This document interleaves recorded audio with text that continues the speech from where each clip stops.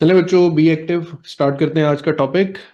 First year के syllabus में topic 2 जो है हमारे पास वो है वर्क, पावर एंड एनर्जी। तो वर्क, पावर और एनर्जी से रिलेटेड आइडियाज को हमने कवर अप करना है। इसमें इसमें हम वर्क, आज का टॉपिक जो होगा वो हमारा टोटली बेस करेगा वर्क पर, और नेक्स्ट लेक्चर में हम पावर और एनर्जी को अंडरस्टैंड करेंगे। तो examples of work done in physics, इसमें बेसिक कॉन्सेप्ट याद रखें कि कभी कहीं पर अगर किसी बॉडी की पोजीशन या डिस्प्लेसमेंट चेंज हो रही हो तो we will say that work is said to be done. कहीं पर किसी ऑब्जेक्ट की स्पीड कम या ज्यादा हो रही हो, the work is said to be done. कहीं पर किसी ऑब्जेक्ट की शेप चेंज हो रही हो, then the work is said to be done. जैसे यहाँ पे स्प्रिंग नजर आ रहा है आपको, तो स्प्रिंग कंप्रेस हो रहा है, तो compressed spring obviously energy store करेगा, और जहां कहीं भी एनर्जी चेंजेस इन्वॉल्व हो जाए वहां पे वर्क डन जो है वो लाजमी होता है। अब वर्क डन इन फिजिक्स आपको हम बिल्कुल बेसिक चीज पे रखेंगे। वो बहुत बेसिक पे तो नहीं जाना हमने। That when a body, when a force acts on a body and the body covers some displacement in the direction of force, then the work is said to be done. तो work का सबसे पहला concept ये है कि W से denote करते हैं, और ये डॉट प्रोडक्ट है फोर्स और डिस्प्लेसमेंट का। यहां से आप ध्यान में रखें कि आपको डॉट प्रोडक्ट फाइंड करना आना चाहिए, क्योंकि कंपोनेंट्स की शक्ल में भी आपको फोर्स और डिस्प्लेसमेंट मिल सकते हैं। On the other hand, the complete formula is F d cos theta. अब यहां पर या तो किसी केस में आपको फोर्स को कंपोनेंट्स में रिजॉल्व करना पड़ सकता है विद द डिस्प्लेसमेंट, या फिर किसी केस में आपको डिस्प्लेसमेंट को रिजॉल्व करना पड़ सकता है कंपोनेंट। लेकिन जब भी आप रिजॉल्व करेंगे आप हमेशा फोर्स और डिस्प्लेसमेंट को पैरेलल कंसीडर करके सॉल्व करेंगे।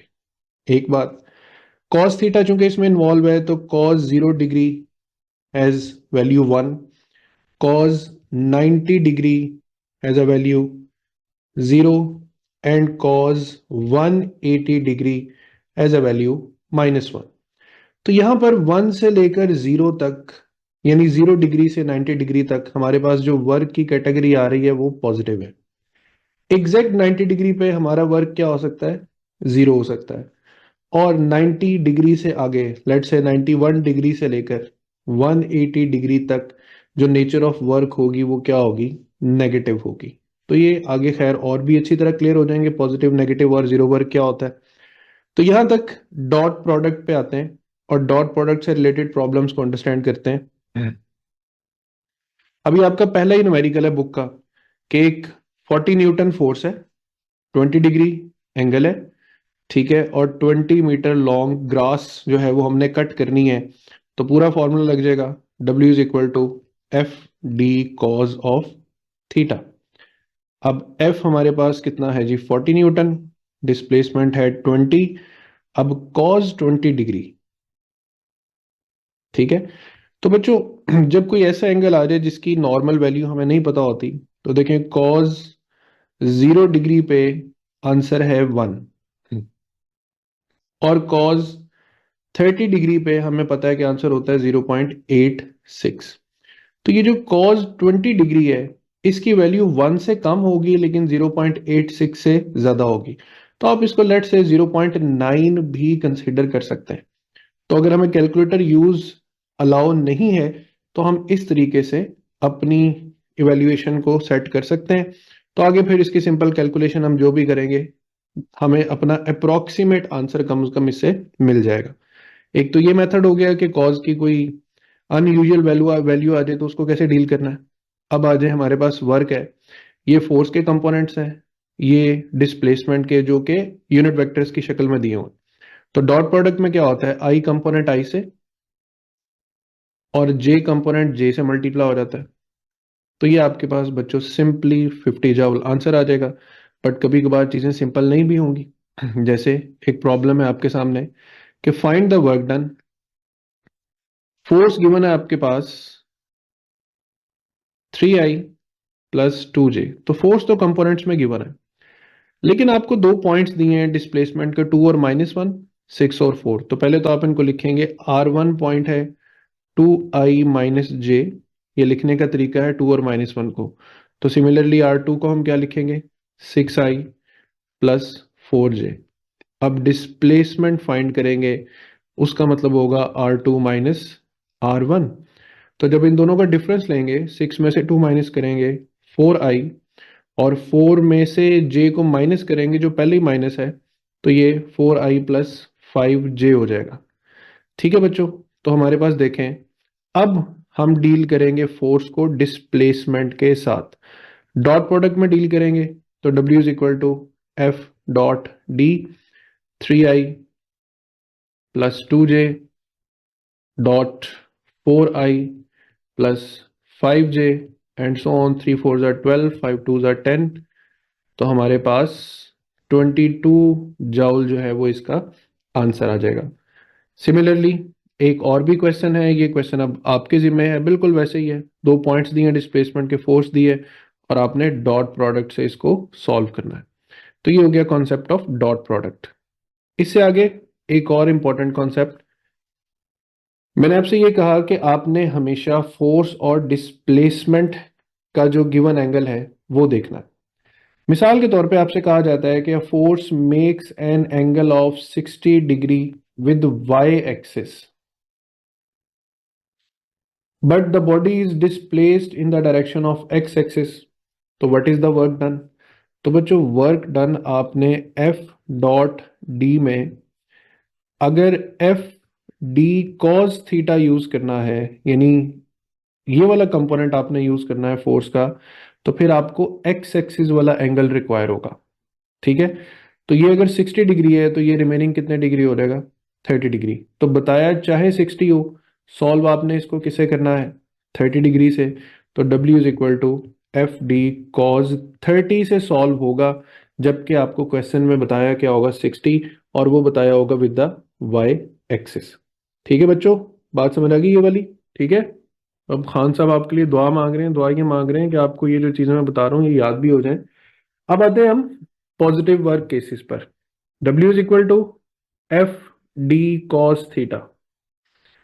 जब आपका जो एंगल थीटा है वो ग्रेटर देन और इक्वल टू 0 होगा, और ग्रेटर देन और इक्वल टू 0 होगा, और लेस देन क्या होगा, 90 डिग्री, तो वर्क हमेशा क्या रहेगा, पॉजिटिव रहेगा। वर्क हमेशा क्या रहेगा, पॉजिटिव रहेगा।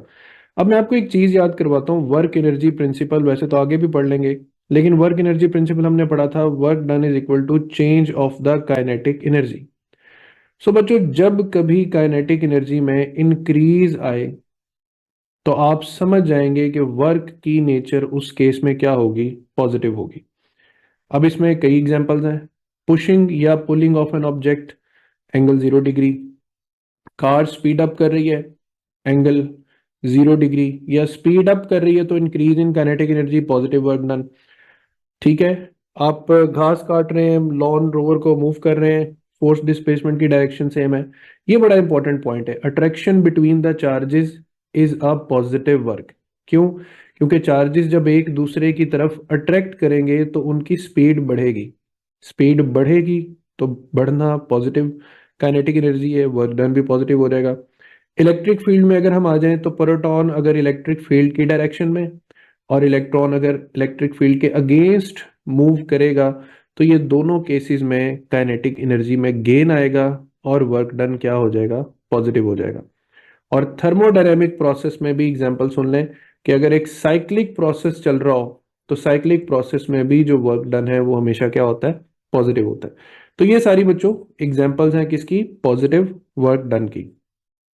और negative work done, negative work done W is equal to FD cos theta, where your theta should be greater than 90 degree but less than or equal to 180 degree. इस range के दरमियान दरमियान आपका वर्क डन क्या होगा, negative. और एक और पहचान ये कि चेंज इन काइनेटिक एनर्जी में, अगर काइनेटिक एनर्जी डिक्रीज करेगी तो वर्क की नेचर क्या हो जाएगी, नेगेटिव। जब हम किसी बॉडी को लिफ्ट अप करते हैं, तो उसका वेट एक्ट करता है डाउनवर्ड, और वेट फोर्स है, जबकि उसकी डिस्प्लेसमेंट हो रही होती है अपवर्ड। तो वेट और डिस्प्लेसमेंट का angle 180 degree, work done negative. दो चार्जेस एक दूसरे को रिपेल करें, work done will be negative. अब work done will be negative इसलिए होगा कि ये दोनों नेगेटिव चार्जेस अगर दूर से एक दूसरे की तरफ फेंके जाएं तो करीब आते होते ये रिपेल करेंगे एक दूसरे को, और रिपल्शन की वजह से इनकी स्पीड बच्चों क्या करेगी, डिक्रीज करेगी। और डिक्रीज इन स्पीड हमारे पास किस चीज की पहचान है, नेगेटिव वर्क डन की। तो कार ब्रेक अप्लाई करना, work done by friction, repulsion of charges. तो प्रोटॉन और इलेक्ट्रॉन की एग्जांपल जो पहले पॉजिटिव वर्क में थी उसको बिल्कुल उल्टा दे। अब प्रोटॉन अगेंस्ट और इलेक्ट्रॉन अलोंग मूव करेगा तो हमारे पास जो वर्क डन है वो नेगेटिव हो जाएगा। तो ये हमारे पास होगी नेगेटिव वर्क के केसेस, जिसमें सबसे इंपॉर्टेंट पॉइंट है काइनेटिक एनर्जी में डिक्रीज आना। और अब आते हैं जीरो वर्क डन के केसेस। ठीक है, W is equal to F D cos 90 degree. ये चले पहले एफ डी कॉस थीटा से शुरू कर लेते हैं। If there is no force, work done zero. If there is no displacement, work done zero, or if their cos 90 degree is available, then work done will also be zero। एक object पे force ही नहीं लग रही, या net force zero है, या net force zero है। ठीक है, एक ऑब्जेक्ट रेस्ट पे पड़ा हुआ तो उस पर फोर्सेस तो लग रही हैं, बट उसका नेट जो है वो जीरो है, तो वर्क नहीं होगा। आप दीवार को धक्का लगा रहे हैं, फोर्स तो लगा रहे हैं, मगर डिस्प्लेसमेंट नहीं हो रही, वर्क डन जीरो होगा। आपने एक चीज को उठा लिया है तो वेट एक्ट कर रहा है डाउनवर्ड, और आप उसे लेकर आगे की तरफ जा रहे हैं, तो ये है डिस्प्लेसमेंट। एंगल हर पॉइंट पर 90 डिग्री है, तो आपका वर्क डन जीरो होगा। अब सेंट्रीपिटल फोर्स में देखें, सेंट्रीपिटल फोर्स हमेशा टुवर्ड्स द सेंटर पॉइंट करती, जबकि बॉडी की टेंजेंशियल या linear displacement towards the tangent होती। तो सेंट्रीपिटल फोर्स, ये सेंट्रीपिटल फोर्स की डायरेक्शन और ये डिस्प्लेसमेंट की डायरेक्शन, हर पॉइंट पे एंगल मुसलसल कितने डिग्री, 90 डिग्री। तो ये बड़ा मशहूर सवाल है कि what is the work done bye centripetal force, that is always zero. तो जहां कहीं कोई भी फोर्स सेंट्रीपिटल फोर्स की तरह एक्ट करेगी, उसका जो नेट वर्क डन होगा बच्चों वो क्या होगा, जीरो होगा। तो मैग्नेटिक फोर्स भी इसी तरह काम करती है सेंट्रीपिटल की तरह। खुद सेंट्रीपिटल भी work done by stars on planets, and thermodynamics में work done in an isochoric process. अब यहाँ पे मैं एक बात थोड़ी सी क्लियर कर दूं, जो क्लासिकल मैकेनिक्स है उसमें वर्क होता है एफ डॉट डी, जबकि थर्मोडायनेमिक्स में वर्क होता है W is equal to P delta V. तो क्लासिकल मैकेनिक्स में डिस्प्लेसमेंट तय करती है वर्क हो रहा है या नहीं हो रहा, और थर्मोडायनेमिक्स में चेंज ऑफ वॉल्यूम तय करता है कि वर्क होगा या नहीं होगा। और आइसोकोरिक प्रोसेस क्या होता है, वो जिसमें चेंज ऑफ वॉल्यूम जीरो हो जाए। इसलिए मैंने कहा कि आइसोकोरिक प्रोसेस थर्मोडायनेमिक्स में, उसमें वर्क डन क्या हो जाएगा, जीरो हो जाएगा। अब यहां से मैं आपको, चले वो ग्राफ पे आएगी बात जब, तो फिर चलते हैं। ठीक है, ये उसी तरह क्वेश्चन है, work is often thought in terms of both physical और mental effort, but in physics the work involve two things that are force and displacement, and mathematically it can be written in all of the forms. F cos theta is the component which is in the direction of displacement, and F sin theta is the component which is perpendicular to the displacement. Work done in case of a pail when person holding the pail, तो hold करने में कोई work नहीं होता। Work done by a person on pushing the wall, wall displace ही नहीं होगी, zero। Area under force displacement curve represent the work done। If the angle between force and displacement is zero, work done will be maximum, and work done will be maximum when the force and displacement are at 0 degree. अब ये देखें, एक body है जिसका मास m है और revolve कर रही है किसमें, सर्कल में। सर्कल का क्वेश्चन आ जाए और साथ इन्वॉल्व हो जाए वर्क डन, तो बहुत कॉन्शियस हो जाए, क्योंकि सर्कल में इन्वॉल्व होती है सेंट्रीपिटल फोर्स, और सेंट्रीपिटल फोर्स का वर्क डन हमेशा क्या होता है, जीरो होता है। ठीक है बच्चों, अच्छा ये बड़ा मजे का क्वेश्चन है कि एक बॉडी है जो 10 मीटर कवर करती है जब उस पर 5 न्यूटन फोर्स लगते हैं, लेकिन वर्क 25 जाउल्स होता है। डिस्प्लेसमेंट 10 मीटर हुई है, फोर्स 5 न्यूटन लगी है, लेकिन वर्क 25 जाउल हुआ है। तो फिर angle between force and displacement क्या होगा, तो आप पूरा फॉर्मूला लिख लेंगे, W is equal to F D cos theta. अब वर्क हुआ 25 जॉल है, but according to force and displacement इसको होना तो 50 जॉल चाहिए था। तो कॉज ने कोई ना कोई रोल प्ले किया होगा, तो 25 is equal to 50 cos theta, ये 1/2 is equal to cos theta हो जाएगा। ठीक है, तो बच्चों आपको पता ही है कि कॉस की 60 डिग्री पर जो वैल्यू होती है वो 1/2 होती है, तो हम यहाँ पर 60 डिग्री जो है वो चूज कर लेंगे। अब वो कहता है you lift a heavy book from the floor of the room to keep it in the book shelf having height of 2 metre. In this process you take 5 seconds, the work done by you will depend upon. तो जो work done है according to W is equal to FD, इसको आप MGH भी तो लिख सकते हैं ना। तो वर्क डन जो है वो वेट और हाइट पे डिपेंड करेगा। यहाँ पर टाइम अगर इन्वॉल्व हो जाएगा तो फिर हम इसको पावर के फैक्टर में ले जाएंगे। तो हम यहाँ पे कह देंगे जी weight of the book and height of the book shelf. Same इसी तरह बच्चों ये वाला सवाल डॉट प्रोडक्ट से होना, ये आप खुद करेंगे। यहाँ पर एक बड़ा मजे का सवाल है कि एक फोर्स है 5 न्यूटन की, 15 kg मास दिया हुआ है, बॉडी इनिशियली एट रेस्ट है, the work done by the force during the first second of the motion. अब इसमें फर्स्ट सेकेंड जब टाइम इन्वॉल्व हुआ है कि सिर्फ पहले सेकेंड में कितना वर्क होगा, तो देखिए W इज इक्वल टू लिख दिया FD। अगर इसको FD की बजाय FS लिखें तो आपको थोड़ा सा कॉन्शियस हो जाएंगे, क्यों S जो है वो 1/2 AT² भी लिखा जा सकता है, द डिस्टेंस इक्वेशन।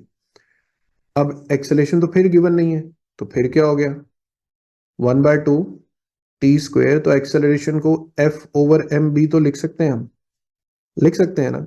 तो फिर ये इक्वेशन क्या बन रही है, W is equal to F²T² divided by 2m। अब आप सब हैरान मत हो कि ये इक्वेशन कहां से आ गई, और इस इक्वेशन को मैं लिख सकता हूं P² डिवाइडेड बाय 2m। अब मैं आपके सामने एक इक्वेशन लिख रहा हूं, फोर्स मल्टीप्लाई बाय टाइम, हमारे पास चेंज ऑफ मोमेंटम नहीं था, बिल्कुल था। तो ये क्वांटिटी बेसिकली क्या बन रही है, इम्पल्स। तो जब कभी टाइम के बेसिस पर आपसे पूछा जाए कि इतनी देर में कितना काम हुआ है, इतनी देर में कितना काम हुआ है, तो फिर आप इस इम्पल्स के फैक्टर को इंट्रोड्यूस कर लें और वर्क डन को लिख रहे हैं impulse square divided by 2m, और यहाँ पे इम्पल्स हो जाएगा force multiply by time square divided by 2m।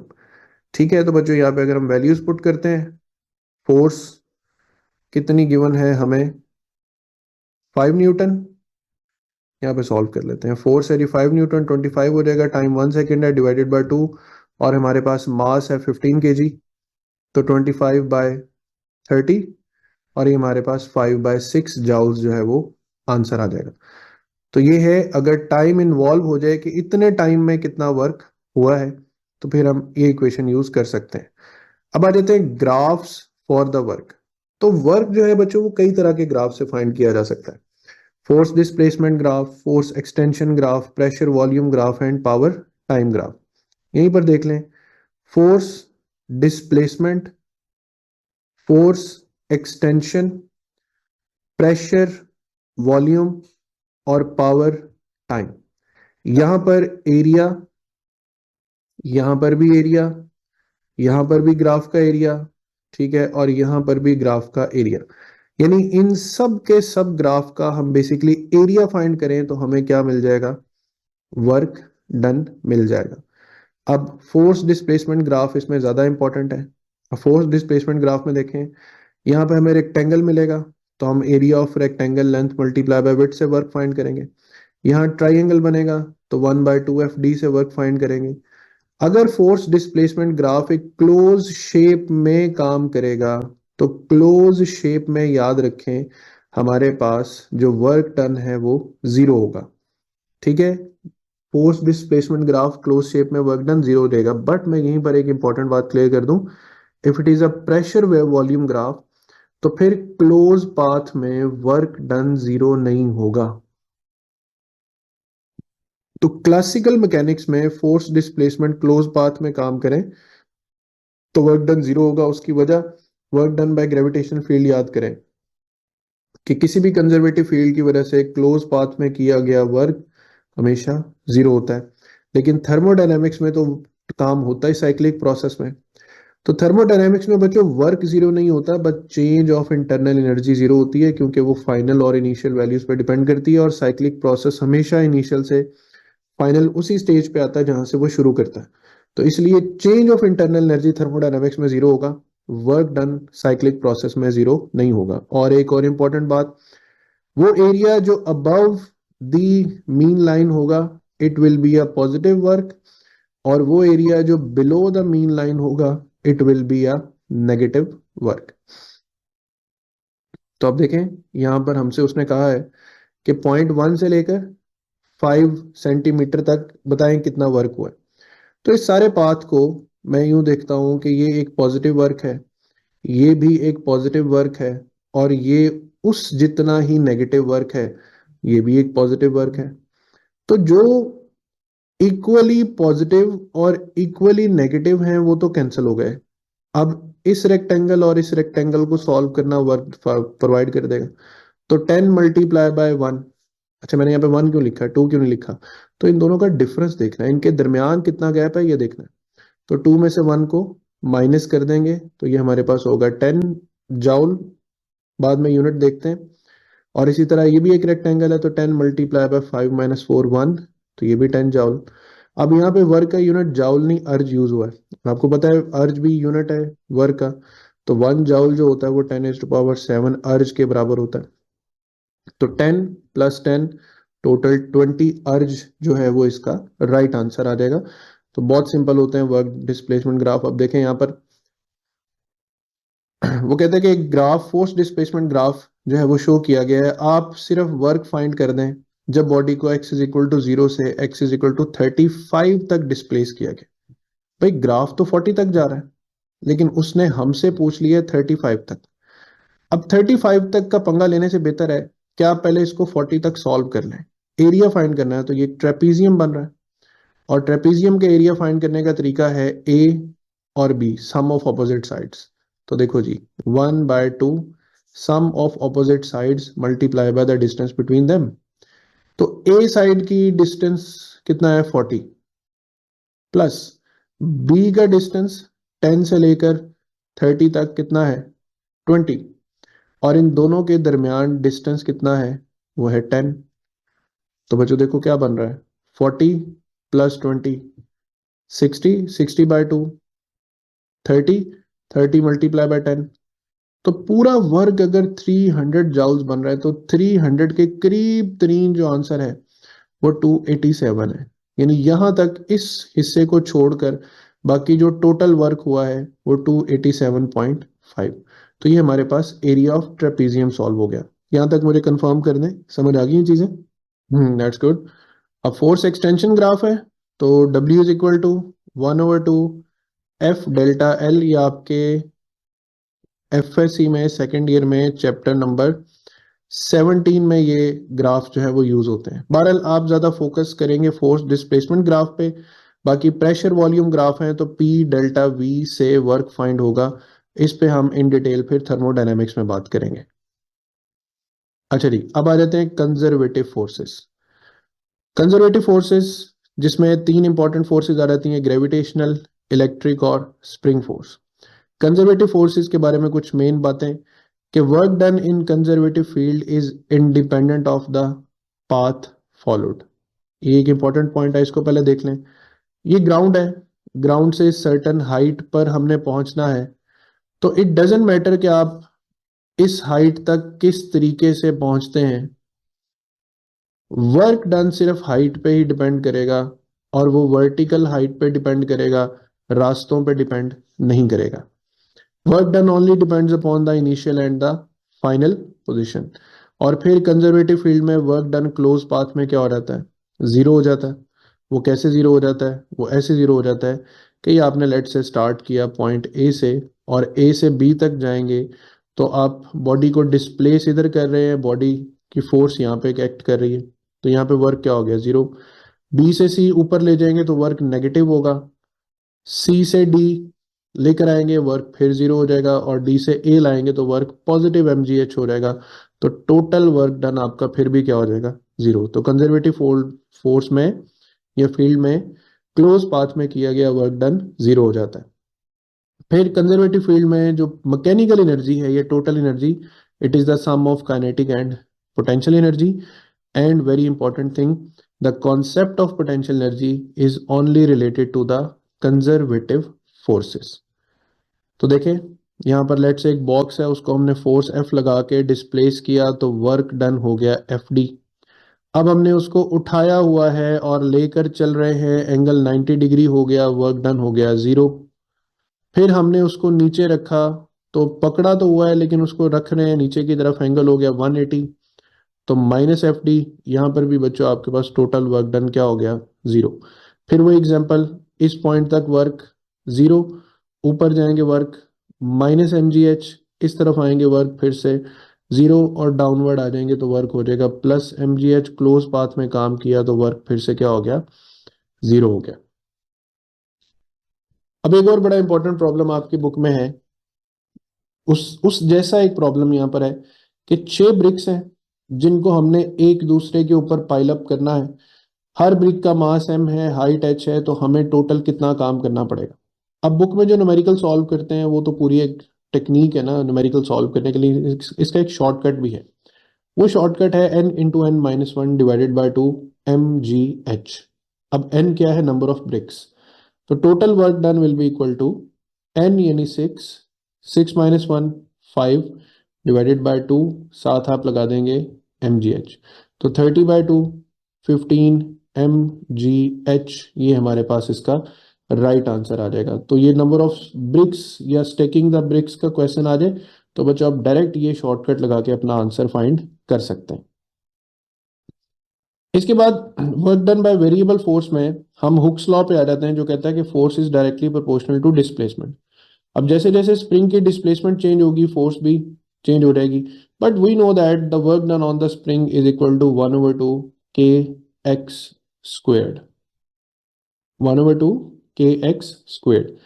तो लिसन वेरी केयरफुली बच्चों, ये जो वर्क डन है ये directly proportional to spring constant भी है, work done directly proportional to extension squared भी है। सो अगर हमारे पास हम कह दें कि स्प्रिंग कांस्टेंट जो है दो स्प्रिंग्स का एक जैसा है, कांस्टेंट है, तो जो वर्क डन है वो टोटली डिपेंड करेगा एक्स स्क्वेयर पर। और अगर हम ये कह दें कि एक्सटेंशन दो स्प्रिंग्स की कांस्टेंट है, एक जैसी है, तो फिर वर्क डन डिपेंड करेगा उनके स्प्रिंग कांस्टेंट्स पर, और दोनों में रिलेशन क्या है, डायरेक्ट है। यानी एक्सटेंशन जितनी बढ़ेगी उसके स्क्वायर टाइम्स वर्क होगा, लेकिन के जितना बढ़ेगा उसका नॉर्मल टाइम जो है वो वर्क डन होता चला जाएगा। और एक और इंपॉर्टेंट बात जो यहाँ पर लिखी है कि अगर स्प्रिंग को आप किसी पोजीशन x1 से x2 तक डिस्प्लेस करते हैं तो आपने कभी भी x2 - x1 का स्क्वायर नहीं अप्लाई करना, आपने हमेशा x2 square minus x1 square करना है। वो कैसे, यानी जैसे आप change of work done find करते हैं तो आप करेंगे W2 - W1, तो W2 तो है 1/2 के x2 स्क्वायर, और W1 क्या है 1/2 के x1 स्क्वायर। तो इसमें से 1/2 के कॉमन लेने के बाद x2 स्क्वायर में से x1 स्क्वायर होता है माइनस। एक और मिसाल देता हूँ, 7 - 5 का स्क्वायर और 7 स्क्वायर -5 स्क्वायर में बहुत फर्क है। 7 - 5 2 का स्क्वायर 4 हो जाएगा, 7 स्क्वायर 49 और 5 का स्क्वायर 25, तो ये हमारे पास 424 जो है ये आंसर आता है। तो that's why be very sure कि आप कैलकुलेशन ठीक तरह से कर रहे हैं या नहीं कर रहे हैं। ठीक है, तो ये कुछ क्वेश्चंस इसी तरह इन्वॉल्व हैं, आपको मैंने कॉन्सेप्ट्स दिए हैं, कॉन्सेप्ट्स के मुताबिक आपने करना है। यहाँ पर एक सवाल है कि अगर W1 W2 W3 ये रिप्रेजेंट करते हैं work done in moving a particle from A to B along 3 different paths 1 2 and 3। A से B तक 3 रास्तों से आप गए हैं, 1 2 and 3, in the gravitational field. तो फॉरेन कॉन्सेप्ट को रिकॉल करें, ग्रेविटेशनल फील्ड में तो work done independent of path होता है, वो सिर्फ वर्टिकल हाइट पे डिपेंड करता है, और बी पॉइंट की हाइट तो ग्राउंड से हर दफा सेम है। ठीक है, तो हम यहाँ पे डायरेक्ट अपने मेन आंसर पे आ जाएंगे कि तीनों केसेस में जो वर्क डन है वो क्या हुआ है, सेम हुआ है। इसके अलावा बाकी क्वेश्चंस जो हैं उसमें फिर वैसे ही सिंपल कॉन्सेप्ट है। अब जैसे यहाँ पर देखें, ये भी एक बड़ा अच्छा क्वेश्चन है, मास गिवन है, ये वेलोसिटी की इनिशियल वैल्यू जो है वो कंपोनेंट्स में दी हुई है, और ये वेलोसिटी की एक फाइनल वैल्यू जो है वो कंपोनेंट्स में दी हुई है। ठीक है, और वर्क डन पूछा हुआ है, तो वर्क डन बच्चों चेंज ऑफ काइनेटिक एनर्जी के भी बराबर होता है। ये वर्क एनर्जी प्रिंसिपल में हम पढ़ के तो आए। तो अब कंपोनेंट्स वाली वेलोसिटी को कैसे डील करना है, बहुत आसान है। इसका मैग्नीट्यूड फाइंड कर लें बस, 4 स्क्वायर प्लस 16 स्क्वायर, और इसका भी मैग्नीट्यूड फाइंड कर लें, under root 8 square plus 20 square. तो ये देखें V1 का मैग्नीट्यूड लिया हुआ और ये V2 का, और फिर simple difference of kinetic energy वाला फॉर्मूला जो है वो अप्लाई किया हो। तो इसको प्रॉपर सॉल्व करना है, मैकेनिज्म मैंने समझा दिया है क्या है। अच्छा, इसी तरह ये देखेंगे एक क्वेश्चन है, वो कहते हैं ये ट्रॉली है, इस ट्रॉली के साथ एक W वेट हैंग कर रहा है, that runs along the rail. ये इसी तरह एक रेल के साथ साथ मूव करता है। The trolley moves horizontally through a distance P। ये जो ट्रॉली है ये एक हॉरिजॉन्टल डिस्टेंस ट्रेवल करती है P, and simultaneously raises the weight through a height Q, और वेट को एक हाइट Q तक लिफ्ट अप करती है। ठीक है, आगे क्या पूछता है, as a result of the weight moves through the as a result the weight moves through x to y. It starts and finishes at rest. How much work is done on the weight during the process? तो ये भी बच्चों wait, जो भी work हो रहा है conservative field में हो रहा है, और कंजर्वेटिव फील्ड में जो वर्क है वो वर्टिकल डिस्टेंस पे डिपेंड कर रहा होता है सिर्फ। तो एम जी एच को ध्यान में रखते हुए एम जी को क्यू से मल्टीप्लाई कर दें, और एम जी को क्या लिखें, डब्ल्यू क्यू। तो हमारे पास देखें WQC ऑप्शन जो है वो राइट ऑप्शन आ जाएगी यहाँ पर। WQ ओनली वर्टिकल हाइट जो है वो आपने एज्यूम करनी है। अच्छा, इसके बाद एक और इंपॉर्टेंट क्वेश्चन, क्वेश्चन में यहाँ पे देखें पढ़ रहा हूँ स्लोली स्टेडिली। एक लॉन्ग स्प्रिंग है जिसको 2 सेंटीमीटर हमने स्ट्रेच किया हुआ, और जब हमने 2 सेंटीमीटर स्ट्रेच किया तो उसकी पोटेंशियल एनर्जी है U। अगर हम उस स्प्रिंग को 10 सेंटीमीटर तक स्ट्रेच कर दें तो अब पोटेंशियल एनर्जी कितनी हो जाएगी। ठीक है, इसको मैं सॉल्व करवा देता हूं आपको। देखें पोटेंशियल एनर्जी वन जो है वो हमारे पास 1/2 K इंटू 2 सेंटीमीटर स्क्वायर है, और पोटेंशियल एनर्जी टू जो है वो हमारे पास 1/2 K 10 सेंटीमीटर स्क्वायर। दोनों को आपस में कर दें divide, U2/U1 is equal to, ये हमारे पास हो जाएगा 10 स्क्वायर डिवाइडेड बाय 2 स्क्वायर। ठीक है, U2 इज इक्वल टू, इसको बच्चों आप 10/2 करके होल स्क्वायर कर दें और U1 लिख दें। ठीक है, तो U2 इज इक्वल टू 2 5 10, और 5 का स्क्वायर क्या हो जाएगा 25U1। अब इसको गौर से देखें, U2 इज इक्वल टू आप n स्क्वायर U1 भी लिख सकते हैं, but what is the n square. n है कि पहले एक्सटेंशन कितनी थी 2 सेंटीमीटर, फिर कितनी कर दी गई 10 सेंटीमीटर, तो कितने टाइम्स एक्सटेंशन बढ़ गई 5 टाइम्स। तो आपने सिंपल यहाँ पे 5 स्क्वायर U1 करके इसको सॉल्व कर देना है, और आपके पास बच्चों आपका शॉर्टली राइट आंसर आ जाएगा कि जो आपके पास वर्क डन होगा या पोटेंशियल एनर्जी होगी वो पहले से 25 टाइम्स जो है वो ज्यादा होगी। So that is how students you can relate work with different quantities, different entities। ठीक है, यहाँ पे क्वेश्चंस हैं, क्वेश्चंस को आपने सॉल्व करना है खुद से इसलिए कह रहा हूँ कि थोड़ा सा चैलेंज आपको फील होगा, तो you will do it better. और वर्क के जो यूनिट्स हैं उन पे लास्टली बात कर लेते हैं। W is equal to FD newton metre equals to joules, 1 joule is equal to 10⁻⁷ erg. ठीक है, फिर इसी तरह 1 calorie 4.2 joules। So that's how you can use the relations। Work done change of kinetic energy भी है, remember that work done change of potential energy भी है, remember that work done electron volt। ठीक है, या Q डेल्टा V के equal भी हो सकता है in case of electric force. In case of spring force it is 1/2 K x स्क्वेयर्ड। In terms of potential energy या gravitational field work done is equal to mgh, और मास अगर direct given ना दिया हो तो density into volume multiply by gravity height, और यही वर्क का फॉर्मूला आप पोटेंशियल एनर्जी के लिए भी यूज कर सकते हैं। तो मुझे ज़रा सब बच्चे मैसेजेस में ओके रिपोर्ट दे दें कि आज का लेक्चर और इसमें यूज़ होने वाले डिफरेंट आइडियाज़ जो है वो आपको कवर अप हुए। अब डायमेंशन मैंने वर्क की ओपन कर दी है, डायमेंशन से याद आया डायमेंशन भी होती है वर्क की, ml2t-2। ठीक है, कर लोगे बच्चों तैयार? डन। चलिए बच्चों स्टार्ट करते हैं आज का topic. Topic number unit number 2 जो है उसका सेकंड टॉपिक है हमारे पास पावर। बहुत सिंपल टॉपिक है और बड़ा मजे का टॉपिक भी है। आपको जितने पॉसिबल आइडियाज हो सके हम उसमें डिस्कस करेंगे बच्चों।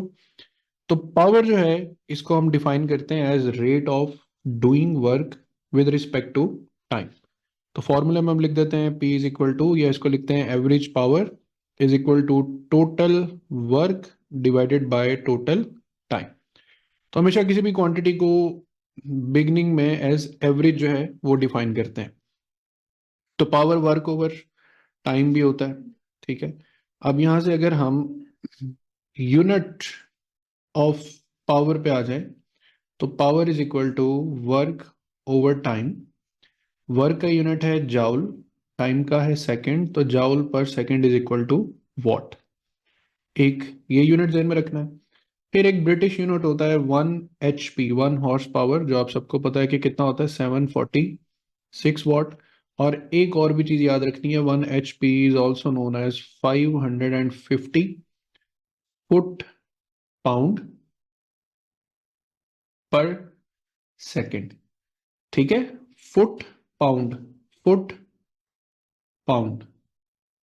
फुट किसका यूनिट होता है? डिस्टेंस का। पाउंड किसका होता है? फोर्स का। तो फोर्स और डिस्टेंस क्या बनता है? वर्क। पर सेकंड है तो विद रिस्पेक्ट टू टाइम हो जाता है, इसलिए परेशान नहीं होना इस यूनिट से। ये दोनों वैल्यूज बस आपने याद रखनी। इसके बाद बच्चों एक कॉन्सेप्ट आता है यूनिफॉर्म पावर का। अच्छा, यहाँ पे एक हम फॉर्मूला लिख लेते हैं इंस्टेंटेनियस पावर। क्या होगी? Limit delta T approaches to zero del W by del T. तो एक एवरेज और एक इंस्टेंटेनियस, बिल्कुल जैसे एवरेज वेलोसिटी और इंस्टेंटेनियस वेलोसिटी हम पढ़ते हैं। तो डू रिमेंबर बच्चों कि अगर आपके पास एवरेज पावर और इंस्टेंटेनियस पावर दोनों इक्वल हो तो हम कहेंगे the power is being delivered at a uniform rate. आसान सी मिसाल देता हूं, अगर एक बल्ब को इलेक्ट्रिक एनर्जी मिल रही है और वो इलेक्ट्रिकल एनर्जी बल्ब को इक्वल ग्लो देती है इक्वल इंटरवल्स ऑफ टाइम में, तो इसका मतलब है कि बल्ब को कांस्टेंट या यूनिफॉर्म पावर मिल रही। अब नॉन यूनिफॉर्म पावर क्या होगी कि अगर एवरेज पावर जो है वो इंस्टेंटेनियस पावर के इक्वल नहीं है, यानी दरमियान में कहीं पर वोल्टेज ने फ्लक्चुएट किया हो, मतलब पहले ज्यादा हो गई वोल्टेज, फिर उसके बाद कम हो गई, फिर एकदम पीक पकड़ ली, तो डिफरेंट रेट्स पे जो है वो पावर डिलीवर हो रही है। तो if average power is not equal to the instantaneous power then we will say that the power is being delivered at a non uniform rate. Dimensions पे आ जाए तो पावर की डायमेंशन ml2t-3 के इक्वल होती है। यहां तक बच्चों क्लियर है पहली स्लाइड सबको? अच्छा जी, अब आ जाते हैं कि देखें यहाँ पे आप देख रहे हैं लाइन में कितने ही फॉर्मूलाज लिखे हुए हैं। तो ये सारे के सारे फॉर्मूलाज बेसिकली वर्क की कैटेगरी में आ जाते हैं। देखो, work is equal to F D, work is equal to F की जगह एम ए और फिर डी। एम ए की बजाय एम जी एच लिख सकते हो, मास की बजाय डेंसिटी इंटू वॉल्यूम लिख सकते हो। हाइट अगर ग्राउंडेड नहीं है, मतलब हवा में ही एक पोजीशन से दूसरी पोजीशन पे गए हो, तो h1 - h2। अगर स्पीड चेंज हुई है किसी गाड़ी की v1 से v2 तक और इनिशियल स्पीड जीरो नहीं थी, तो v2² - v1²। और ये वाला फॉर्मूला जो है ये हीट एनर्जी का फॉर्मूला है, Q is equal to mc delta T. ये स्पेसिफिक हीट का फॉर्मूला है। ठीक है, तो किस रेट पे हीट एनर्जी ट्रांसफर हो रही है, और फिर ये formula P is equal to F V cos theta. तो ये तो सारे फॉर्मूलाज हो गए जिसको आप अकॉर्डिंग टू डेटा इस्तेमाल कर सकते हो। जो power is equal to F into V है ना, इसमें एक कॉन्सेप्ट क्लियर करना बहुत जरूरी है। नॉर्मली क्वेश्चंस में सेकंड लॉ जहां अप्लाई होता है ना, वहां पे होता है नेट फोर्स। लेकिन याद रखना यहां पर नेट फोर्स नहीं, यहां पर टोटल फोर्स का कॉन्सेप्ट आता है। अब टोटल फोर्स क्या होती? रोड पे एक गाड़ी जा रही है, गाड़ी की फॉरवर्ड डायरेक्शन में इंजन फोर्स लेट से 1000 न्यूटन है, और उस पर जो फ्रिक्शनल फोर्स लग रही है बैकवर्ड डायरेक्शन में वो तकरीबन 500 न्यूटन है। और वेलोसिटी ऑफ द कार जो है वो 20 मीटर्स पर सेकंड है। और आपसे कहा जाए कि find the average power of the car, तो अब यहां पर पावर में आप नेट फोर्स का कॉन्सेप्ट नहीं लगाओगे। नेट फोर्स का मतलब तो ये है कि ये फोर्स राइट साइड को है, ये लेफ्ट साइड का, तो दोनों का डिफरेंस ले लो। नहीं, डिफरेंस नहीं लेना, आपने यहाँ पे दोनों फोर्सेस को सम अप करना है। उसकी वजह कि इंजन को इस रेजिस्टिव फोर्स के अगेंस्ट भी तो काम करना पड़ रहा है ना, तो वो टोटल फोर्स जो इंजन जनरेट करेगा वो 1500 न्यूटन ही होगी। ठीक है, तो यहां पर आप 1500 न्यूटन मल्टीप्लाई बाय 20 करोगे तो जो आंसर आएगा वो आपका वॉट्स में राइट आंसर होगा। सो डू रिमेंबर, पावर के फॉर्मूला में नेट फोर्स का कॉन्सेप्ट अप्लाई नहीं करना, किसका अप्लाई करना है, टोटल फोर्स का।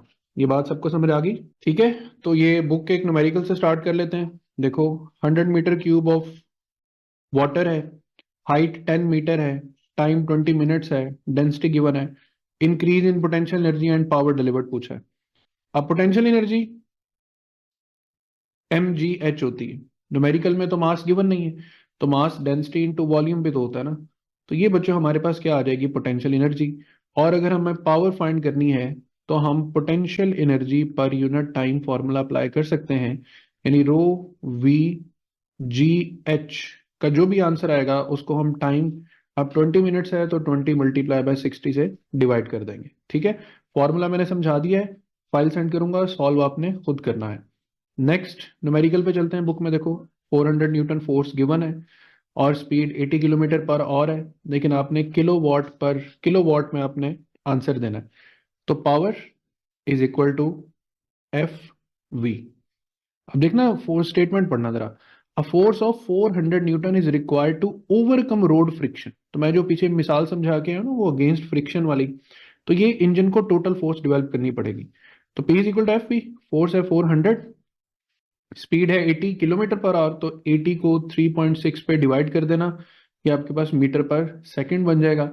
इसका आंसर जो भी आएगा, इसका आंसर नॉर्मली 888 वॉट है, बट पूछा किस में है, किलो वॉट में, तो आप इसको 8.9 किलो वॉट भी लिख सकते हो। ये भी न्यूमेरिकल हो गया, ओके हो गया। ठीक है, अब देखो, एक इलेक्ट्रिक मोटर है, फोर्स कितनी एक्सर्ट कर रही है, 40 न्यूटन, और यहाँ पर लिखा है कि डिस्टेंस, यहाँ पे डिस्टेंस मैं पढ़ के बता देता हूँ, ये तकरीबन 30 मीटर का डिस्टेंस है 1 मिनट में। तो power supplied by the motor, तो P is equal to F V. अब F तो गिवन है, वेलोसिटी की जगह डिस्प्लेसमेंट ओवर टाइम कर लो।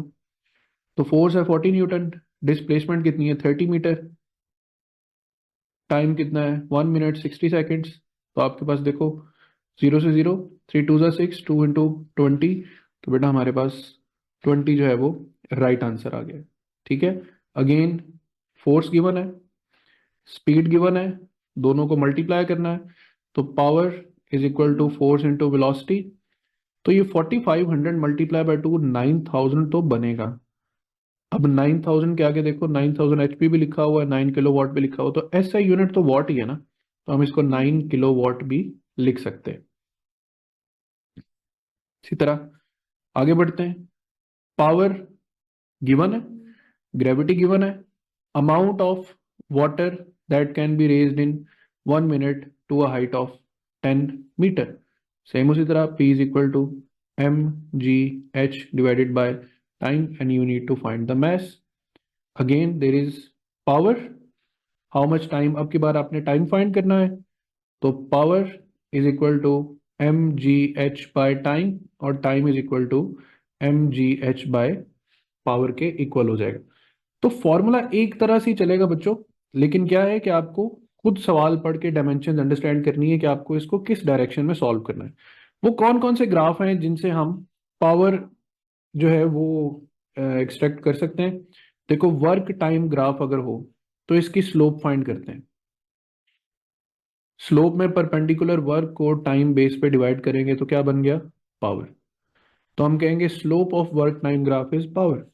और दूसरी तरफ अगर हमारे पास ये करंट और ये वोल्टेज है और इसका हम स्लोप नहीं एरिया फाइंड करें, तो 1/2 PV, 1/2 एवरेज जो रहता है यहाँ पर, तो PV जो होता है ये इलेक्ट्रिक पावर होता है,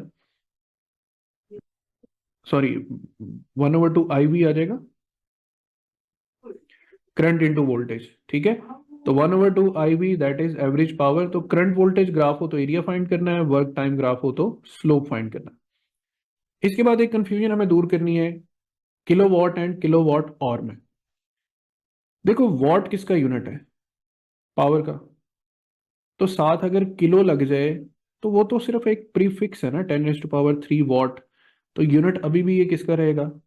पावर का ही रहेगा। तो यहां तक तो पहले बात जेल में बिठा लो, वॉट हो या किलोवाट हो, दोनों यूनिट्स ऑफ पावर हैं। अब किलोवाट और क्या है? पहले तो ये देखो, वॉट बराबर है जाउल पर यूनिट सेकंड के, और जो जाउल है वो बराबर होगा वॉट इंटू सेकेंड। बच्चों जाउल किसका यूनिट है? एनर्जी का। वॉट किसका यूनिट है? पावर का। सेकंड किसका यूनिट है? टाइम का। तो जब भी कभी हम पावर के किसी यूनिट को टाइम के यूनिट से मल्टीप्लाई करें तो वो यूनिट एनर्जी का बनेगा। अब देखो यहां पर आ जाओ, अगर मेरे पास वॉट है और मल्टीप्लाई बाय सेकंड है, यूनिट किसका? एनर्जी का। वॉट है मल्टीप्लाई बाय मिनट है, यूनिट किसका? एनर्जी का। किलो वॉट है लेकिन मल्टीप्लाई बाय सेकंड है, किलो वॉट है तो क्या हो गया? है तो पावर का यूनिट ही, स्टिल ये एनर्जी है। वॉट है मल्टीप्लाई बाय और है, पावर इनटू टाइम रहेगी ये एनर्जी। और इसी कैटेगरी में आगे बढ़ो, वॉट की जगह लिख दो किलो वॉट और टाइम की जगह लिख दो और। तो पावर और टाइम मल्टीप्लाई होके बनाते क्या है? एनर्जी ही बनाते हैं। तो किलो वॉट और किसका यूनिट है? ये यूनिट है एनर्जी का, और इसको हम commercial unit of electrical energy भी बोलते हैं। ठीक है। तो किलो वॉट और किलो वॉट और में ये नेचुरल डिफरेंस है कि kilowatt is the unit of power and kilowatt hour is the unit of energy. इसी में आगे हम किलो वॉट और को थोड़ा मजीद सिंप्लीफाई कर लें। As you know, I all know the value, बड़ी मशहूर वैल्यू है किलो वॉट और। अब किलो वॉट मतलब 10⁻³ वॉट, वन और मतलब 3.6 इंटू 10⁻³ सेकेंड्स। तो आपके पास 3.6 इंटू 10⁻⁶ वॉट सेकेंड बनेगा। और वॉट सेकेंड पढ़ते ही आपके दिमाग में क्या आ जाएगा? जाउल। तो 3.6 इंटू 10⁻⁶ जाउल्स, या बच्चों इसको हम 3.6 मेगा जाउल्स भी पढ़ते हैं। हाँ, आपको अगर क्वेश्चन में वो 1 मेगा वॉट और पूछ ले तो 1 मेगा 10⁻⁶ होता है, 7 वॉट आ जाएगा। और जो और है वो उसी तरह 3.6 इंटू 10⁻³ तो अब की बार आपके पास 3.6 इंटू 10⁻⁹ वॉट सेकेंड, और वॉट सेकेंड फिर अल्टीमेटली किसके बराबर आ जाएगा? जाउल्स के बराबर। अब 1 किलो वॉट और को समझना कुछ ज्यादा मुश्किल नहीं है बच्चों। घर में एक स्त्री, उसकी एक डिफाइंड पावर होती है, उस पर लिखी होती है आयरन की जो पावर होती है वो 1000 वॉट होती है। 1000 वॉट मतलब 1 किलो वॉट। और इसी आयरन को अगर आप कपड़े प्रेस करने के लिए 1 घंटे तक चलाए रखें तो आपने कितनी एनर्जी कंज्यूम की? आपने पावर मल्टीप्लाई बाय टाइम पे गए, पावर कितनी है? 1 किलो वॉट। और कितनी देर तक इस्त्री चलाई? 1 और तक। तो टोटल एनर्जी कितनी कंज्यूम हुई? 1 किलो वॉट। और तो इसको अंडरस्टैंड करना कुछ मुश्किल नहीं है, एक इस्त्री 1 घंटे तक चलती रहे तो that is the consumption of 1 kilo watt और पावर। अब आगे हम आते हैं बिल कैलकुलेशन प्रॉब्लम्स पर। बड़ा इंपॉर्टेंट जो है वो कॉन्सेप्ट है और बड़ा आसान भी है, और मैंने सबसे आसान मेथड में समझाया। बिल कैलकुलेट करना, तो बिल कैलकुलेट करने से पहले यूनिट कैलकुलेट करने पड़ेंगे। ठीक है। Remember one thing, 1 kilo watt और एनर्जी जब आप कंज्यूम कर लेते हो तो बेसिकली इलेक्ट्रिसिटी का 1 यूनिट कंज्यूम हो जाता है। सो आपको यही फाइंड करना है कि कितने किलोवाट आवर्स आपने कंज्यूम किए हैं, ताकि पता चल सके आपने कितने यूनिट्स इस्तेमाल किए हैं। देन जो बिल है वो number of units multiply by the price of the unit के तहत आपको बिल आता है। ठीक है, ये होगी सिंपल सी कैलकुलेशन। अब देखो इसको कैसे डील करना है। तो हमने एग्जांपल ये ली हुई है कि एक 100 वॉट का बल्ब है, डेली 10 घंटे चलता है, तो बिल आफ्टर अ मंथ क्या होगा? अब मैं जैसे समझा रहा हूं उसको ध्यान में रखना। कैलकुलेट क्या करने हैं? यूनिट्स। तो यहां पे लिख लो यूनिट्स। और यूनिट्स कैलकुलेट करने के लिए तुमने पावर को टाइम से मल्टीप्लाई करना है, ठीक है। अब पावर कितनी है, 100 वॉट। एक बात, टाइम कितना है, 10 घंटे, 10 आवर्स। एक मंथ में कितने दिन होते हैं, सिर्फ यहाँ पे 30 लिखना है, 30 डेज वगैरह लिखने की जरूरत नहीं है। तो अब देखो हमारे पास 10 × 30 300, मल्टीप्लाई बाय 100, 30,000 वॉट, और साथ यूनिट साथ आ जाएगा। अब गौर से देखो, मैं 30,000 वॉट और उसको 30 किलो वॉट और लिख सकता हूँ, लिख सकता हूँ ना। तो ये जो किलो वॉट आ रहा है ये तो यूनिट है, तो इसका मतलब है जो हमारे पास नंबर ऑफ यूनिट्स हैं वो कितने आए हैं, 30 यूनिट्स कंज्यूम हुए हैं इस एक 100 वॉट के बल्ब से, जो डेली 10 घंटे चलता हो। तो एक महीने बाद वो कितने यूनिट्स कंज्यूम करेगा, 30। अब एक यूनिट की प्राइस अगर 10 रुपीज है, तो बच्चों बिल कितना आ जाएगा, 30 × 10। The answer will be 300 Pakistani rupees. Dollar नहीं समझ रहे, $300 बड़ी प्राइस होती। समझ आई सबको इस बात की। हाँ जी बच्चों, बिल कैलकुलेशन ज्यादा मुश्किल तो नहीं। अब देखो, एक बल्ब था, कर लिया बिल कैलकुलेट। अब बल्ब हो गए 6, तो क्या हो गया, 6 हो गए तो हम कोई डरते हैं इनसे। अब देखो 6 बल्ब है 100 वॉट के, ये लो ये पावर हो गई। 10 घंटे चलते हैं, 10 घंटे हो गए, और पूरे 30 दिन चलना है उन्होंने।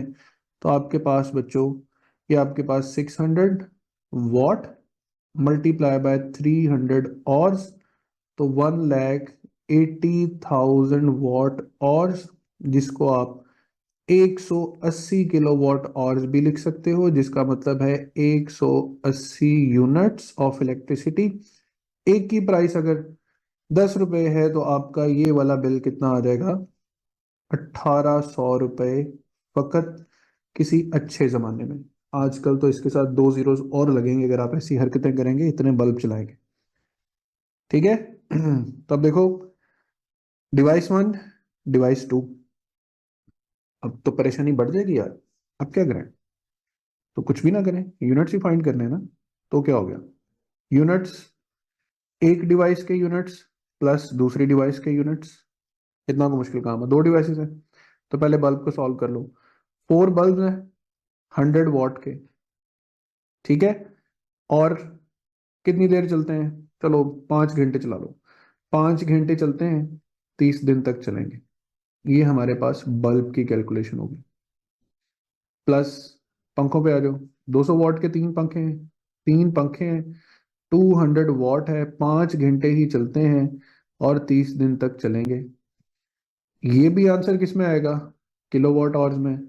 ये भी आंसर किस में आएगा, किलोवाट आवर्स में। दोनों को जमा कर दोगे तो कोई भी नंबर किलोवाट आवर्स में आ जाएगा। जब वो आ जाएगा तो इनका सम हमारे पास क्या कहलाएगा, n यूनिट्स, और हम इसको फिर से यूनिट प्राइस से क्या कर देंगे, मल्टीप्लाई कर देंगे।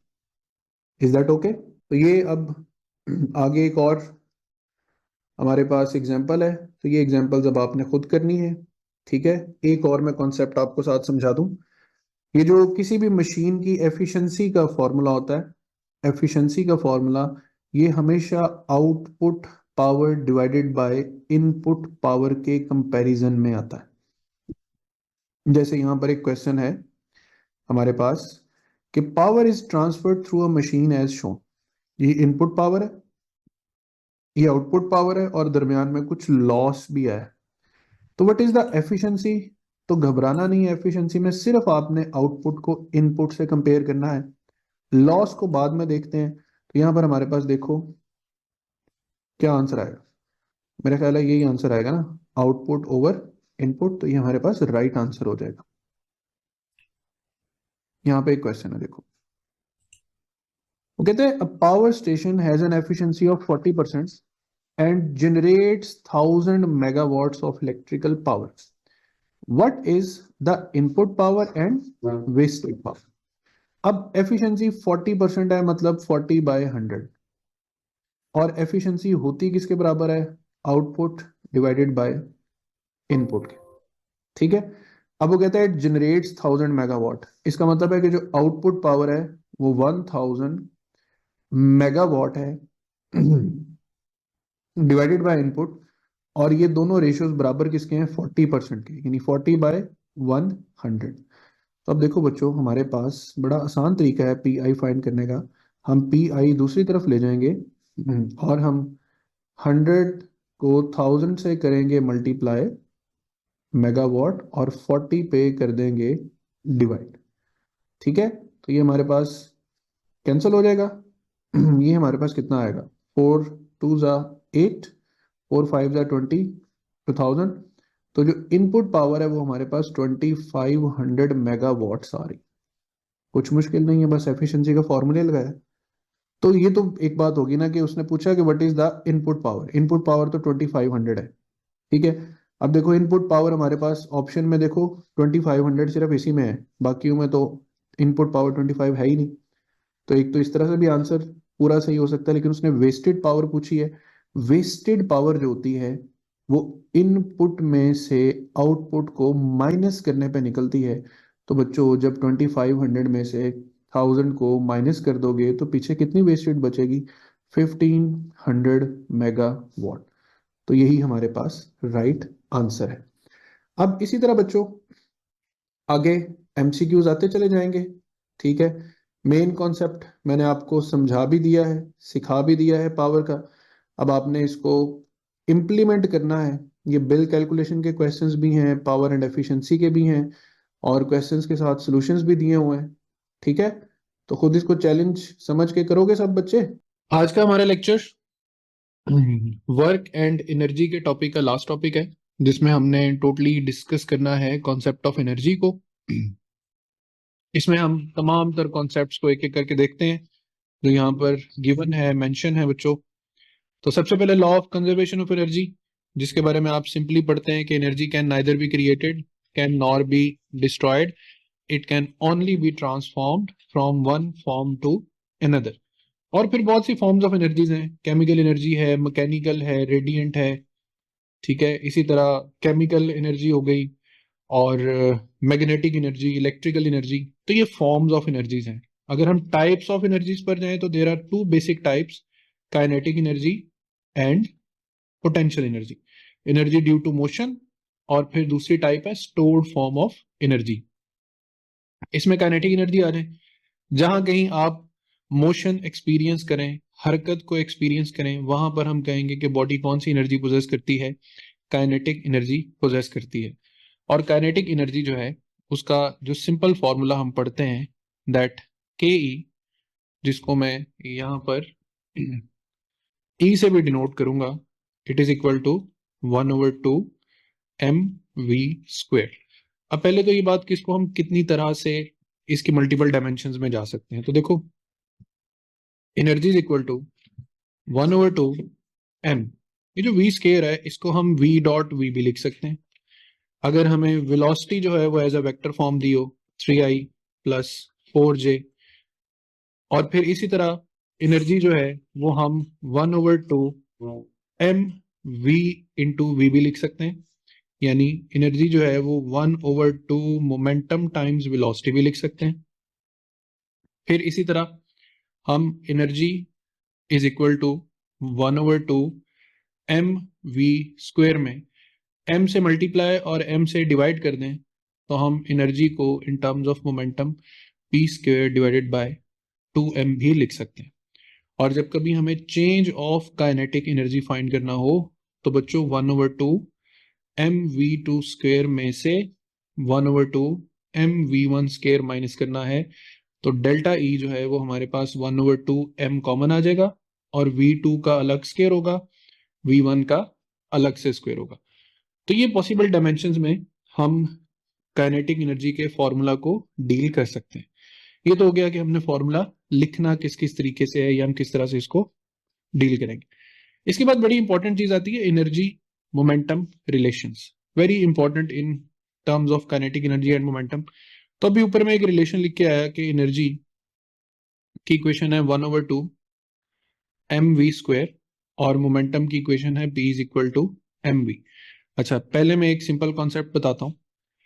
अक्सर एक क्वेश्चन आता है, वो कौन सी वेलोसिटी है जिस पर काइनेटिक एनर्जी और मोमेंटम न्यूमेरिकली इक्वल हो जाते हैं।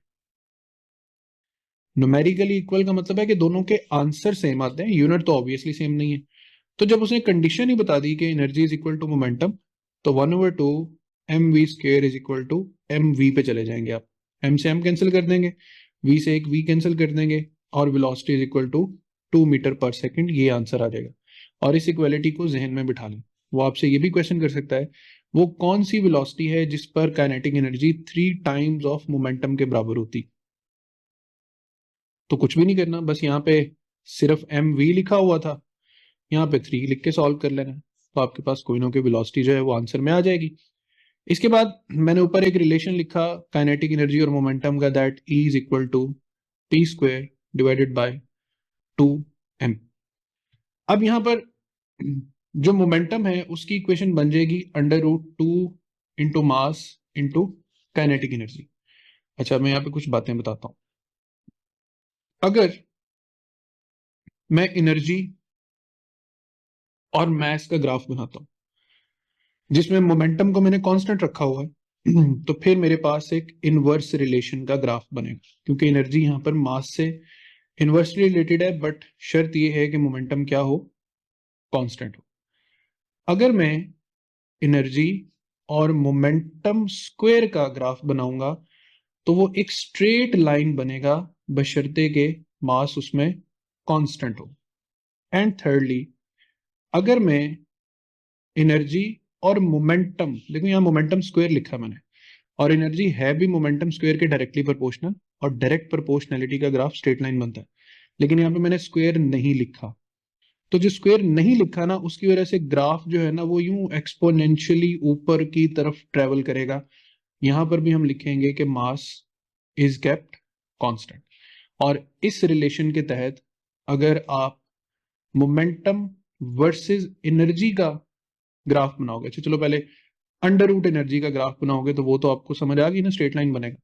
लेकिन अगर आप यहाँ पर मोमेंटम और सिंपल एनर्जी का ग्राफ बनाओगे तो ये ऊपर से नीचे की तरफ बेंड होगा due to the factor of square root.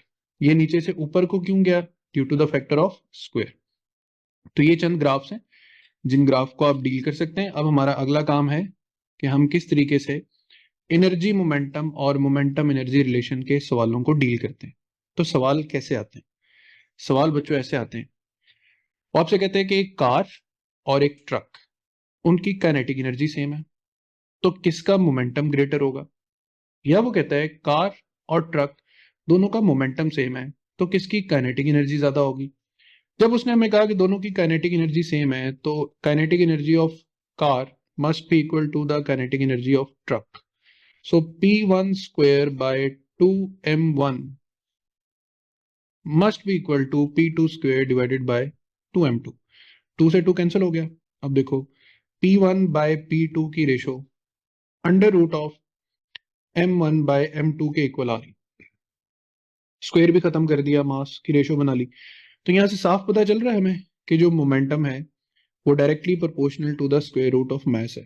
Square root से परेशान हुए बगैर देखो, momentum directly related to mass है। अब दोनों में से मास किसका ज्यादा है? ट्रक का। तो बच्चों, अगर दोनों ऑब्जेक्ट्स की काइनेटिक एनर्जी सेम है तो मोमेंटम ऑफ जो ट्रक है it should be greater than the momentum of the car. But on the other hand, अगर momentum of car momentum of truck के बराबर है तो काइनेटिक एनर्जी का क्या बनेगा? हम लिखेंगे 2m1e1 must be equal to √of 2m2e2। अब चाहो तो स्क्वायर रूट को स्क्वायर रूट से कैंसिल कर दो, या दोनों तरफ स्क्वायर ले लो। 2m1e1 must be equal to 2m2e2। यहां से अगर रेशो बनाओगे ना, तो e1 बाय e2 जो है वो m2 बाय m1 के इक्वल बनेगा। तो यहां पर काइनेटिक एनर्जी का रिलेशन इनवर्स बन रहा है मास के साथ। इनवर्स बन रहा है मास के साथ, इसका मतलब है कि जिसका मास कम होगा काइनेटिक एनर्जी उसकी ज्यादा होगी। So here the car will be the right answer and here the truck will be the right answer. लेकिन आपको इस इक्वेशन पे थोड़ा सा और भी ध्यान देना है। एज वेल एज इस इक्वेशन पे भी, और वो कैसे देना है। ये सवाल कुछ ऐसे भी आता है कि 2 balls of mass 4 kg and 1 kg have equal kinetic energy, then what is the ratio of their momentum। ठीक है, तो momentum P1 ratio P2 under root of M1 by M2 के बराबर है। तो अंडर रूट लिखो, मास 1 क्या है 4, मास 2 क्या है 1, तो बच्चों 2:1 इसका आंसर आ जाएगा। ठीक है, देखो 4 और 1 गिवन है, आंसर 2 और 1 आ रहा है, यानी तरतीब खराब नहीं हुई। लेकिन अगर यहाँ पर काइनेटिक एनर्जी की बजाय वो लिखते मोमेंटम, तो फिर यहाँ पूछेगा ratio of their kinetic energy, और kinetic energy E1 by E2 जो है उसमें कोई अंडर रूट नहीं है, लेकिन मास का inverse relation M2 bye M1। तो M2 क्या है 1, M1 क्या है 4, तो यहाँ पर आंसर क्या आ जाएगा 1:4। तो ये रेशो बेस्ड क्वेश्चन आते हैं, इसमें याद रखना है कि यहाँ पे डायरेक्ट रिलेशन से और यहाँ पे इनवर्स रिलेशन से बात डील हो रही है। तो कंफर्म कर दो जरा, ओके रिपोर्ट, ये स्लाइड समझ आ गई सबको। अब मैं एक और इंपॉर्टेंट फैक्टर समझाने लगा हूँ। कुछ क्वेश्चंस आते हैं जो परसेंटेज से रिलेटेड होते हैं। किसी भी चीज में परसेंटेज इंक्रीज फाइंड करना है तो उसका मतलब होता है कि change in the quantity divided by the original quantity into 100%। ये जनरल फॉर्मूला है, इसको जहन में बिठा लेना। ये जो सवाल की स्टेटमेंट लिखी है ना, ये एमडी कैट में आया हुआ क्वेश्चन है। एक लेंथ ऑफ वायर है 4 मीटर, उसमें 40 सेंटीमीटर का इजाफा हुआ है, तो उसमें परसेंटेज इनलॉन्गेशन क्या हुई। अब इनलॉन्गेशन का कॉन्सेप्ट जो है ना, वो तुम लोगों के चैप्टर नंबर 17 में है। स्ट्रेन जो है वो क्या होता है, डेल्टा एल बाय एल, तो इसी जैसा फॉर्मूला नहीं है, और इसके साथ 100% मल्टीप्लाई कर दो तो ऑटोमेटिकली परसेंटेज बन जाएगी। अब इसको अप्लाई कैसे करना है, delta L by L into 100% is equal to final length minus original या initial length divided by initial into 100%। अब देखो वायर पहले ही 4 मीटर की है और उसमें 40 सेंटीमीटर का इजाफा हुआ, यानी 0.4 मीटर का, तो नई लेंथ कितनी हो गई 4.4 मीटर। ओरिजिनल कितनी थी 4 डिवाइडेड बाय 4 इंटू 100%। अब यहाँ पर 4.4 में से 4 माइनस करोगे 0.4 डिवाइडेड बाय 4 इंटू 100%, तो ये आ जाएगा 0.1 मल्टीप्लाई बाय 100%। आंसर कितना आ जाएगा 10%। तो 4 मीटर की वायर में 40 सेंटीमीटर इजाफा करने का मतलब है कि आपने उसमें कितने परसेंट इजाफा कर दिया 10%। ये हो गया इसका जनरल बिहेवियर परसेंटेज का। ठीक है, अब यहाँ पे एक बड़ा मजे का सवाल है, escape velocity is greater than the critical velocity by how much percentage. भाई एस्केप वेलोसिटी क्या होती है अंडर रूट 2 GR, क्रिटिकल क्या होती है अंडर रूट GR। ठीक है, तो चूंकि पॉजिटिव आंसर रखना है तो आप डेल्टा V बाय V इस तरह सॉल्व करो, under root 2 GR minus under root GR divided by under root GR। ठीक है, अब देखो अंडर रूट GR आ गया कॉमन, तो पीछे ब्रैकेट्स में क्या बचा under root 2 minus 1 divided by under root GR, दोनों आपस में क्या हो गए cancel. Under root 2 minus 1 into 100%, ये भी तो साथ लिखना है ना। अब अंडर रूट 2 तो बच्चे बच्चे को पता है 1.41 होता है, माइनस 1 इंटू 100%, हमारे पास 0.41 इंटू 100%, आंसर कितना आ गया 41%। तो कलेक्टिवली सवाल को देखो कि एस्केप वेलोसिटी क्रिटिकल वेलोसिटी से कितने परसेंट ज्यादा होती है 41%। और मैं क्या कर रहा हूं, मैं सिंपल एक जैसी कैटेगरी के फॉर्मूला जो है वो अप्लाई कर, ये तो मैं एक्चुअल मेथड समझा रहा हूं कि परसेंटेज फाइंड कैसे करते हैं। अब मैं आता हूं एक्चुअल कुछ क्वेश्चंस पर। अब देखो यहाँ पर a body is dropped from a height of 20 metre and rebounds to height of 10 metre, the loss of energy. Energy का लॉस पूछा ना, तो delta E by E into 100% कर दो। ठीक है, अब यहाँ पर चूंकि फॉर्मूला तो एनर्जी का mgh होता है, लेकिन mg ने तो इतना रोल प्ले नहीं किया, रोल तो सिर्फ हाइट ने प्ले किया। तो जो टोटल हाइट थी उसमें जो रीबाउंडेड हाइट थी divided by the total height, ठीक है। अब टोटल हाइट कितनी है 20, रीबाउंड कितना किया 10 डिवाइडेड बाय 20, तो 10/20 इंटू 100%, तो ऑब्वियस है कि कितना आंसर आ रहा है 50%। वैसे भी तो ये तो ना भी करो तो पता चलता ना, 20 मीटर से गिरा उठा 10 मीटर तक, तो इसका मतलब है कि कितनी एनर्जी लूज कर गया 50%। तो इस तरह के बच्चों परसेंटेज के क्वेश्चंस आते हैं, लेकिन यही बात जब आ जाती है कि मोमेंटम और काइनेटिक एनर्जी के रिलेशन में हमने इसे कैसे डील करना है। सवाल है कि if momentum increase by 100% then kinetic energy will increase by. मजे की बात यह है कि मैं इस सवाल को पिछले तरीकों से नहीं करवाऊंगा, क्योंकि इस सवाल के लिए हमारे पास एक बड़ा अच्छा शॉर्ट कट जो है वो अवेलेबल है, और वो शॉर्टकट हमने कैसे यूज करना है। अगर आपसे कहा जाए percentage increase in kinetic energy find करनी है और मोमेंटम में इंक्रीज आपको गिवन है, ठीक है, तो फॉर्मूला लिख लो 2n plus N square divided by 100।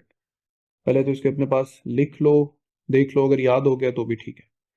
अब इसमें n क्या है, n मोमेंटम की वैल्यू है जो गिवन है, 100% गिवन है तो n 100 है, 10% गिवन होगा तो n 10 होगा, 30 गिवन होगा तो n का मतलब 30 होगा, ठीक है। अब ये शॉर्टकट कैसे यूज करना, अब यहाँ पे उसने 100% कहा है, ठीक है, सॉल्व करते हैं। 2 इंटू 100 प्लस 100 स्केयर, 100 स्केयर का मतलब ये तो नहीं है 100 स्केयर ही लिख दो, दो दफा 100 लिख दो फिर भी बात चल जाएगी। परसेंटेज तो ये कितना हो गया 200%, 100 से एक 100 कैंसिल, 100%, तो हमारे पास टोटल चेंज कितना आ गया 300%। तो मैं यहाँ पे लिखूंगा 300%, ठीक है। दोबारा एक एग्जांपल सॉल्व करते हैं।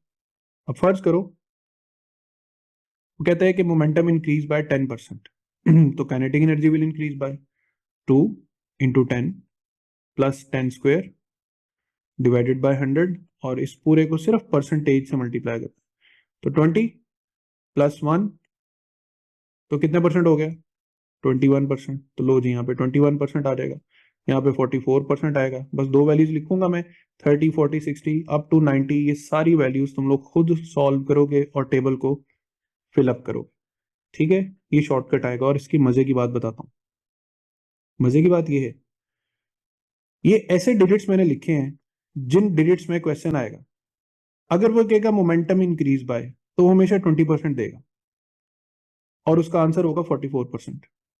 लेकिन अगर वो कहेगा ना काइनेटिक एनर्जी इंक्रीज बाय, तो याद रखना वो 44% देगा और उसका जवाब 20% होगा। इसलिए इस टेबल को मेमोराइज कर लोगे तो काम बहुत आसान हो जाएगा, एटलीस्ट 50% तक, और 50 के बाद चाहे डायरेक्ट सिर्फ 100% की वैल्यू जो है उसको यूज कर लो तो आपका काम बन जाएगा। इंक्रीज इन परसेंटेज, अच्छा ये तो इंक्रीज इन परसेंटेज है, व्हाट इफ के डिक्रीज इन परसेंटेज आ रहे, कोई बड़ी रॉकेट साइंस नहीं है, वहां जहां प्लस लगा हुआ है वहीं पे माइनस का साइन लगा दो, तो यही सवाल इंक्रीज की बजाय किस में कन्वर्ट हो जाएगा डिक्रीज में। जैसे यहां पर सवाल लिखा है if momentum decrease by 20% kinetic energy will decrease by, ये 20% है, तो 2 मल्टीप्लाई बाय 20 माइनस 20 का square 400 divided by 100 as a whole percentage, तो 40 माइनस 4%, तो कितना डिक्रीज आएगा काइनेटिक में 36%। अच्छा एक मजे की बात देख रहे हो, मैंने इसे सिर्फ 90 तक किया है, 100 क्यों नहीं लिखा। अल्लाह के बंदो, कोई चीज 100% खत्म होगी तो वो तो खत्म ही होगी, ठीक है। तो मोमेंटम 100% खत्म हो गया, इसका मतलब मोमेंटम जीरो हो गया, तो मोमेंटम जीरो हो गया तो काइनेटिक एनर्जी भी जीरो। तो डिक्रीज में 100% तक नहीं जाना, इंक्रीज में तो चाहे 10,000% तक चले जाओ, ठीक है ना। सभी ये चाहते हैं हमारी सैलरी 100% बढ़े, कोई नहीं चाहता हमारी सैलरी 100% कम हो जाए, तो फिर तो सैलरी रहेगी नहीं। हाँ जी, ओके रिपोर्ट, परसेंटेज समझ आ गया सबको, ठीक है। ये प्रैक्टिस पे है, इस टेबल को बार बार प्रैक्टिस करना और इस शॉर्टकट को अच्छे से याद कर लेना। अब आ जाओ पोटेंशियल एनर्जी पे।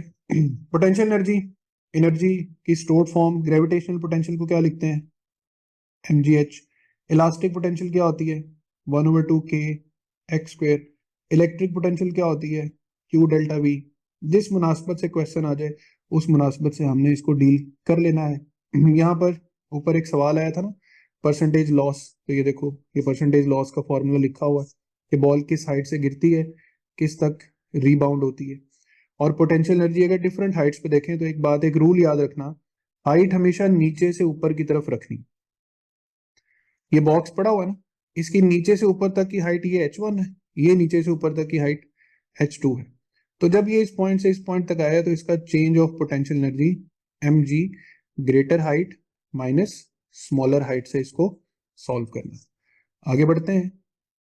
Elastic potential energy, elastic potential energy याद है वर्क के टॉपिक में भी ये कॉन्सेप्ट आया था कि जब भी एक पॉइंट से दूसरे x1 से x2 तक मूव करो तो x2 माइनस x1 का स्केयर हरगिज नहीं करना।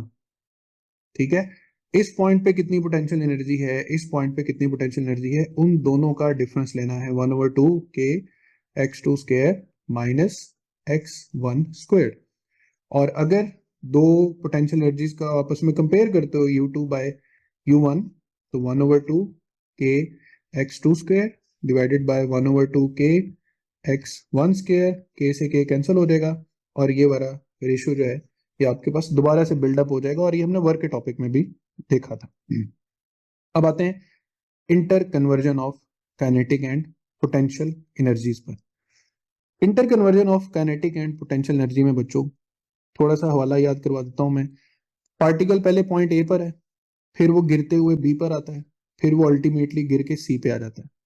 ठीक है, ए पर उसकी पोटेंशियल क्या है, उसकी काइनेटिक क्या है और उसकी टोटल क्या है। बी पर उसकी पोटेंशियल क्या है, काइनेटिक क्या है, टोटल क्या है। सी पे what is the potential, what is the kinetic and what is the total energy. तो ए पॉइंट पे पोटेंशियल तो बहुत ऑब्वियस है, mgh1। ठीक है, mgh1 कर लो या mg सिंपल h कर लो, दोनों चल सकते हैं, इसको थोड़ी देर के लिए h सपोज कर लो। उसके बाद काइनेटिक एनर्जी 0 है, दोनों का जो सम है वो टोटल एनर्जी है, और टोटल एनर्जी किसके बराबर है, mgh के।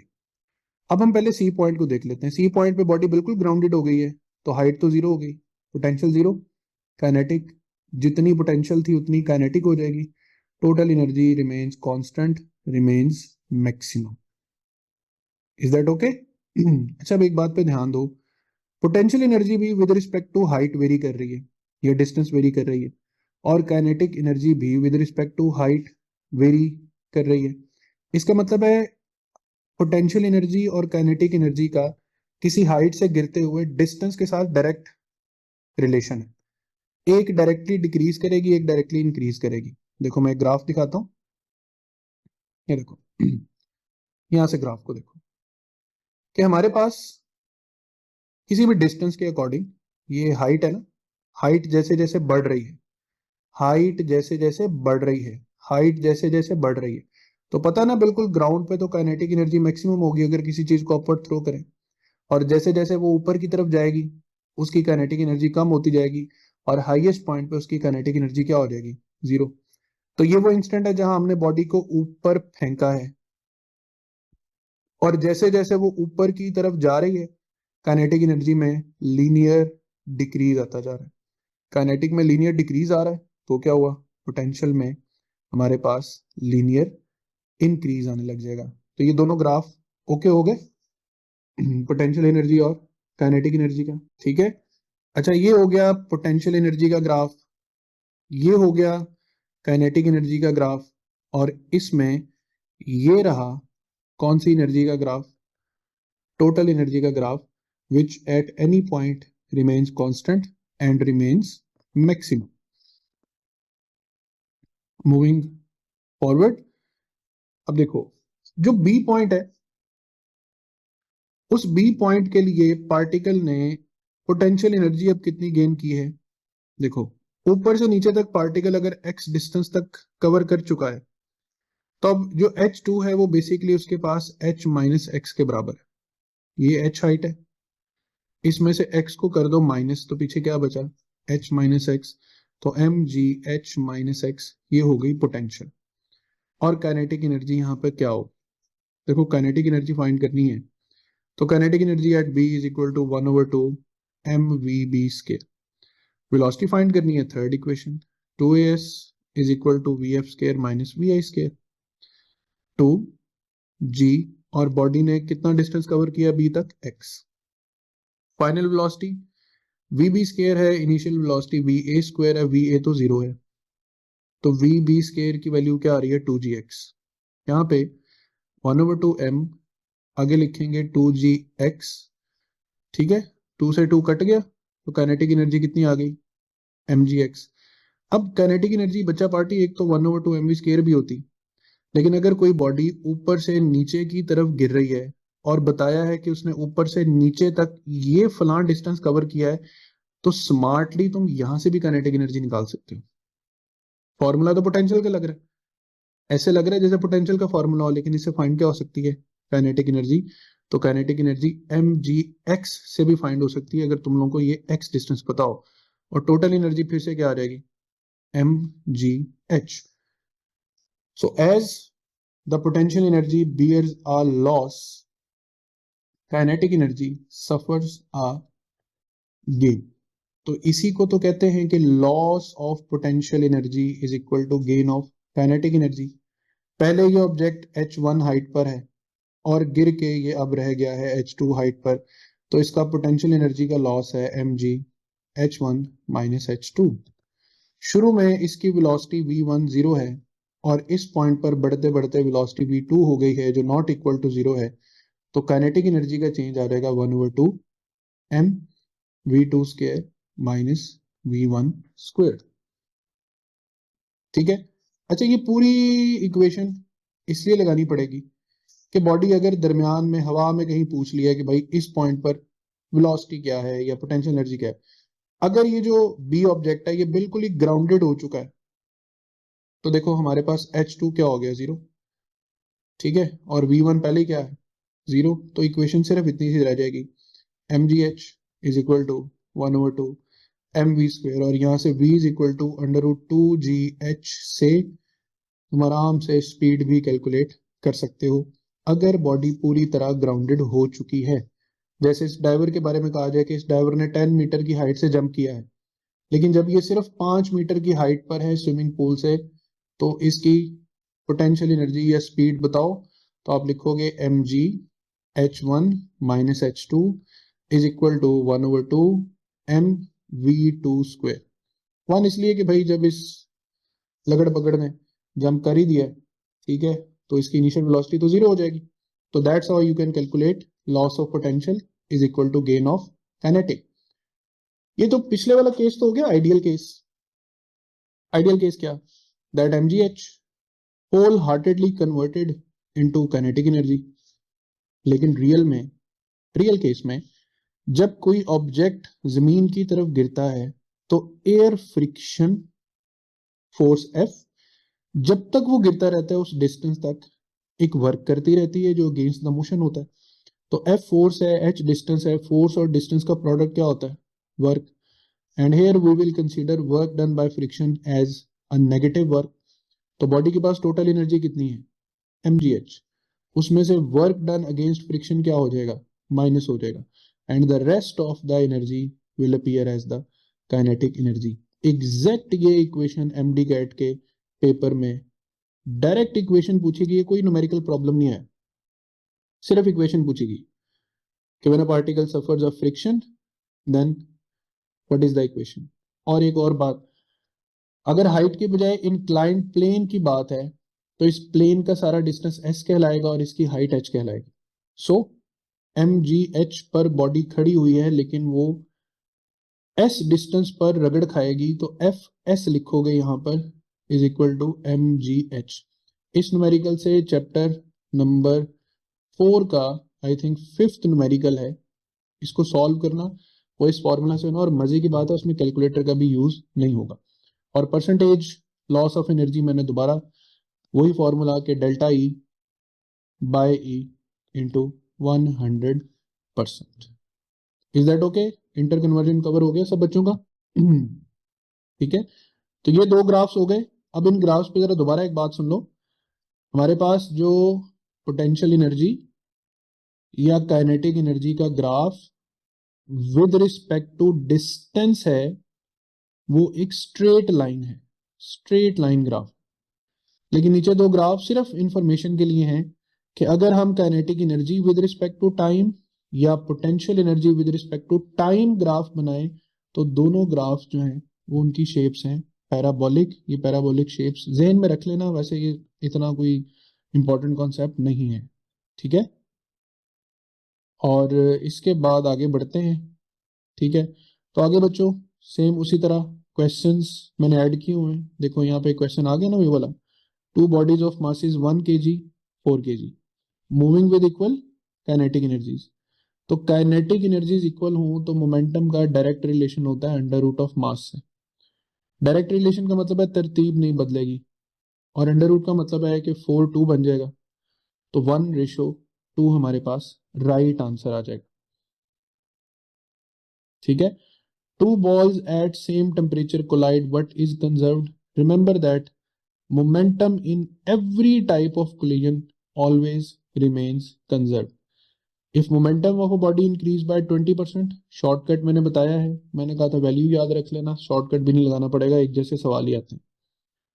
ठीक है, work done in raising a mass of 15 gram from a ground to the height of 1 metre, कौन सा फॉर्मूला?